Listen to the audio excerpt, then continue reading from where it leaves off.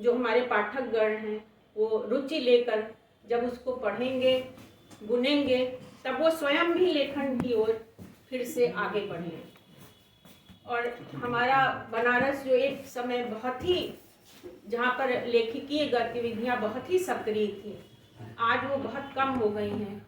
हमें गोष्ठियों में भी बहुत श्रम करना पड़ता है लोगों को आमंत्रित करने में।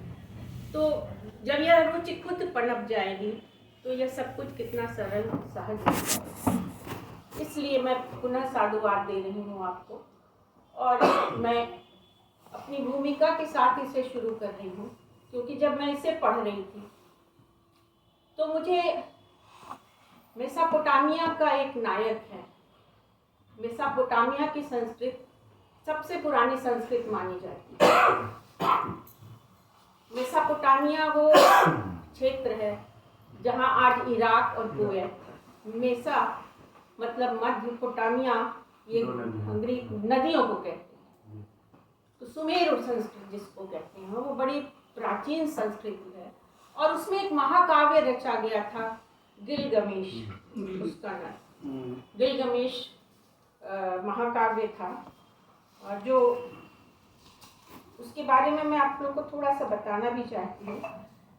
इसकी रचना सिनलेकी उन्नीनी नाम के एक रचनाकार ने की थी, और यह वही बेबीलोन काल था। करीब 2100 ईसा पूर्व की बात है। तो यह जो नायक था गिलगमेश, और ये अद्भुत महाकाव्य है जिसमें वो पूरा वर्णन जो हम लोग मनु श्रद्धा का, और पूरा वो जो महाप्रलय की जो बात आती है उसका विवरण यहीं से शुरू होता है। हाँ, मेंशन यहीं से शुरुआत हुई है। तो ये भी समझ में आता कि मतलब कहाँ से कौन सी चीजें ली गई हैं। और उसके बाद की और भी रचनाएं जो हमारे देश में हुई। हमारा देश उस समय केवल इतना ही भारतवर्ष नहीं था, बहुत फैला हुआ था। हमारी आर्य संस्कृति जो है वो भी बहुत प्राचीन संस्कृति है। तो आपस में इसलिए इसका रेफरेंस दे रही हूँ क्योंकि गिलगमेश एक नायक, जो इसका नायक है गिलगमेश, वो उसके पूर्वजों से वो कथा सुनता है, जो किस तरह से वो बाद में हम लोग ने बाइबल में जो नूह की जो कथा है, या हमारे यहाँ जो मनु है, किस तरह से सृष्टि को बचाया है उस प्रलय में, नोआ नाम देते हैं। हाँ, नोआ। तो ये कथा जो सुनता है, और बाद में अगर आप इसके तह में जाइए उसके बहुत, तो ये पता चलता है कि ये एक राजा हुआ था। यह उससे काफी पहले की बात है, जब ये लिखा गया है उससे कई सदी पहले ये गिलगमेश राजा हुआ था। जब मूर्तियां पुरातत्व में इसका बहुत खनन, जब लोग अंदर गए तो पता चला कि वो इस तरह का एक राजा हुआ था, और वह राजा जो है वो रक्षा कर रहा था। वो रक्षा कर रहा था जीव जंतुओं की, पेड़ों की, अपनी पूरी संस्कृति की वो रक्षा कर रहा था। और खास तौर से उसका बड़ा लगाव था जीव जंतुओं से। तो उसकी जो मूर्तियां मिली, तो एक हाथ में एक जो है वो सिंह पर एक उसकी हाथ है, और दूसरा हाथ में सांप है। तो ये सबकी रक्षा कर रहा है। मतलब जो सृष्टि का जो सबसे सशक्त प्राणी है सिंह, और जो सबसे क्रूर है सांप, उन दोनों की ही रक्षा कर रहा है। तो जब मैं इसे पढ़ रही थी तो गिलगमेश का पूरा वो जो रक्ष संस्कृति की बात आई, तो मुझे बड़ा अद्भुत ये एक मेरे सामने, मैंने वो इसलिए आपके सामने रखा कि चीज़ें कहाँ से कहाँ कनेक्ट होती हैं, कैसे कैसे जोड़ती हैं। ये एक मतलब यही, इसी को प्रवाह कहते हैं। इसी को प्रवाह कहते हैं जो कहीं से कहीं हमारे जो वैश्विक संदर्भ में, जैसे वसुधैव कुटुंबकम हमारी जो बात करते हैं, तो हम सही बात है, हम सब एक कुटुंब की तरह ही आपस में जुड़े हुए हैं। और गिलगमेश महाकाव्य में भी ये बाद में जो ये आता है कि वो प्रणय निवेदन करता है इन्ना से। इन्ना देवी है, बाद में इन लोगों का दैवीकरण हो गया। ये लोग मनुष्य रूप में ही आए हैं, लेकिन इन सब का दैवीकरण हो गया। इन्ना भी देवी हो गई, गिलगमेश भी देवता आज माने जाते हैं। तो इन्ना जो थी वो ऐतिहासिक रूप में गिलगमेश की बहन थी। और मैं गई मिस्र। मुझे बहुत बचपन से ये बहुत मेरी एक इच्छा थी कि मैं मिस्र जाऊं और वहाँ के वो सारे जो पिरामिड्स हैं उनको देखूं। तो मैं तूतनखामन के भी उसमें गई, जो उनका संग्रहालय है। और जब मैं वहाँ पर उस कक्ष में गई जहाँ पर मम्मी रखी हुई है, बहुत से लोग मेरे साथ थे, वो नहीं गए, लेकिन कुछ हमारी, और मुझे बड़ी अच्छा लगा, जितनी महिलाएं थी वो सब महिलाएं थे। पुरुष बल्कि अलग हो गए कि नहीं आप लोग जाइए, हम लोग यहीं रहेंगे, लेकिन हम सब लोग गए और हमने एक एक मम्मी को देखा। और चूंकि मैं मेडिकल से जुड़ी हुई हूँ, तो चिकित्सा शास्त्र से, इसलिए मैंने एक एक बीमारी भी देखी कि इन सबों को क्या क्या बीमारी हुई थी। और उसमें जो सबसे पुरानी मम्मी थी, मतलब जिसकी उम्र सबसे ज़्यादा रही, वो 70 साल, और सब बहुत कम कम उम्र में ख़त्म हो गए थे। बाद में पता चला कि वहाँ पर एक प्रथा थी मिस्र में कि अपनी सगी बहनों से ये विवाह करते थे। तो वो जेनेटिक जो फैक्टर्स हैं वो कहीं ना कहीं वो प्रभावित करते हैं, और ये तरह तरह की बीमारियां इन लोगों को होती। तूतनखामन खुद जो 17-18 वर्ष में बहुत बीमार होकर मरा था। तो जो वहाँ का जिसका सबसे प्रसिद्ध राजा है, जो बड़े पिरामिड है, जिसका खजाना सबसे ज़्यादा समृद्ध निकला हुआ है, और तो सब बहुत लूट लिए गए पिरामिड्स में, लेकिन उसका अभी तक है। तो ये जो इन्ना थी, ये भी गिलगमेश की बहन थी, और इनसे भी उन्होंने प्रणय का अपना प्रस्ताव रखा था, जिस पर वो क्रोध, इन्ना खुद क्रोधित हो गई, और फिर राजाओं का जो क्रोध बरसा, उससे गिलगमेश का संहार हुआ, उससे उनकी मृत्यु। तो ये पूरी कथा है उसकी।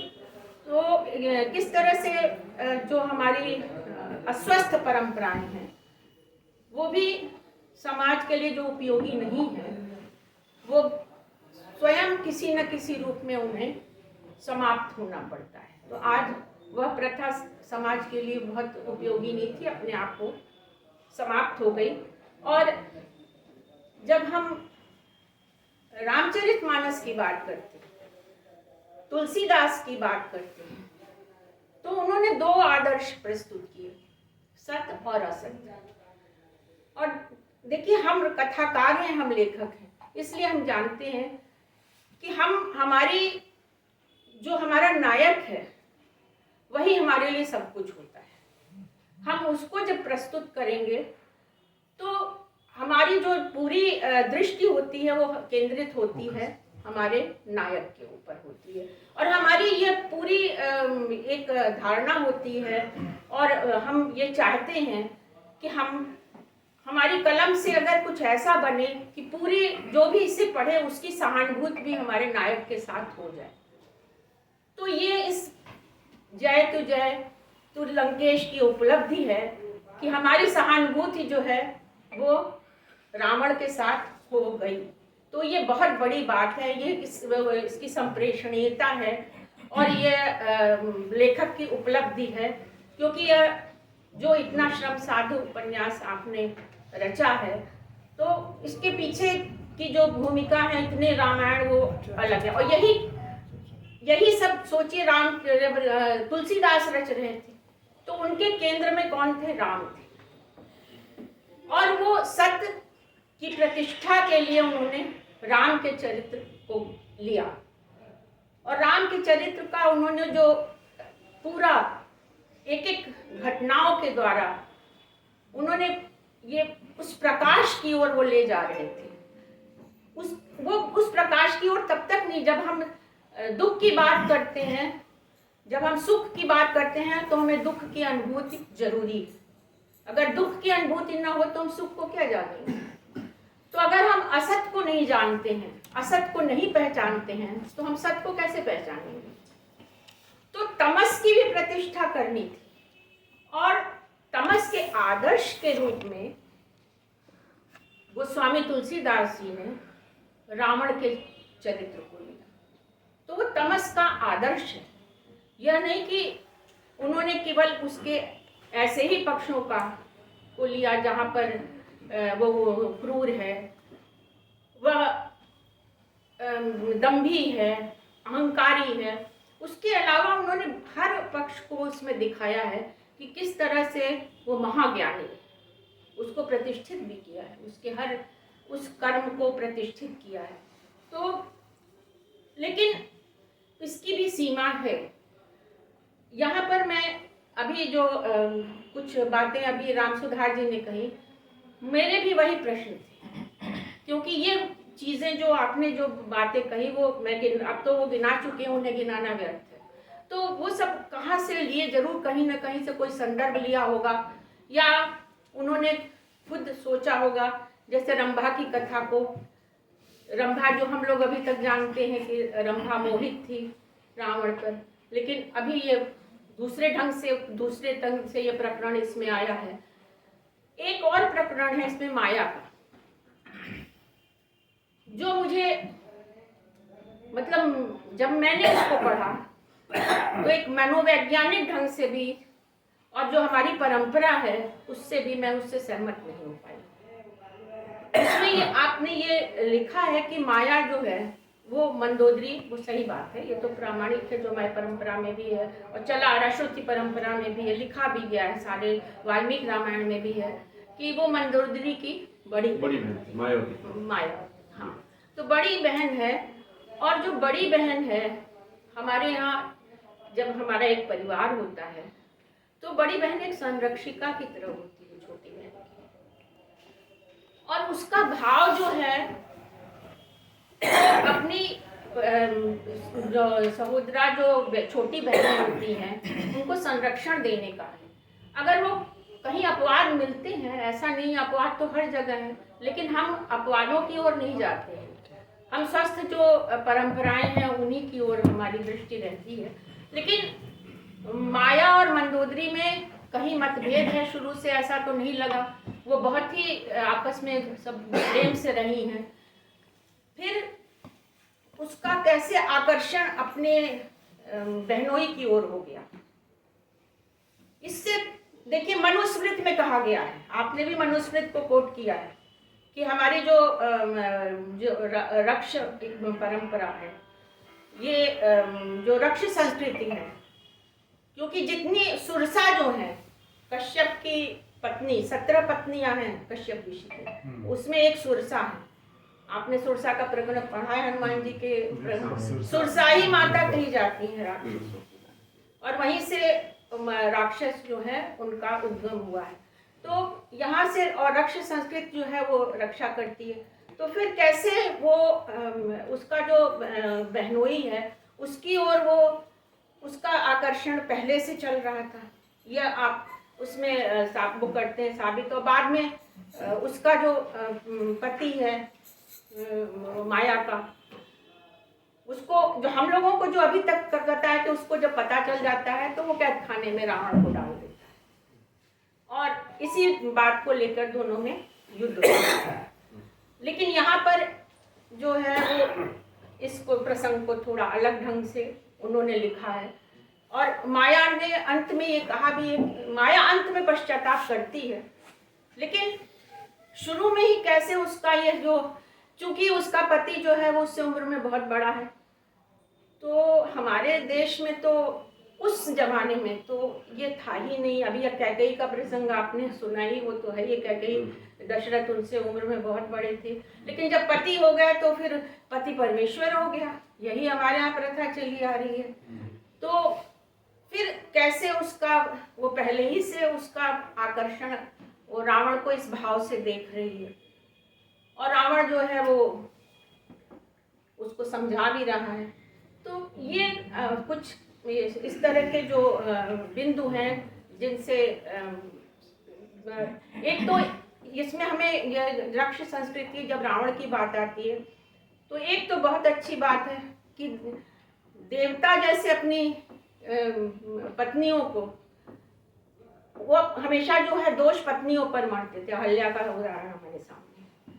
लेकिन रक्ष संस्कृति में ऐसा नहीं है, वो हमेशा पत्नियों की रक्षा करके और जो उसका प्रेमी है वो उससे युद्ध करते थे। वो दोष मतलब हमेशा उस पूरे प्रकरण का दोष ही जो है वो ठहराते थे उसके जो प्रेमी है, प्रेम पुरुष को।